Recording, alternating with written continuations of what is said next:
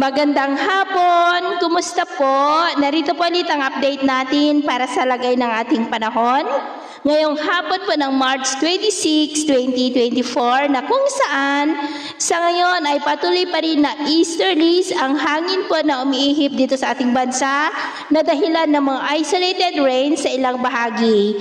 Ito ang kalakasan po ng easterlies ay sa buwan po ng April hanggang May at pagkatapos po niyan ay tutungo na tayo sa habagat season posibleng sa Hunyo po. At ito naman ay pinapakita ng forecast model natin pong ginagamit hanggang po sa susunod na 2 linggo. At sa lagay ng ating panahon ngayong hapon ay maayos pa rin ang panahon sa malaking bahagi ng ating bansa pero may tsansa pa rin ng maulap na kalangitan with isolated rains sa may Ilocos Sur, La Union, Cordillera, Isabela, Nueva Vizcaya, Quirino, Aurora, Central Luzon, Metro Manila,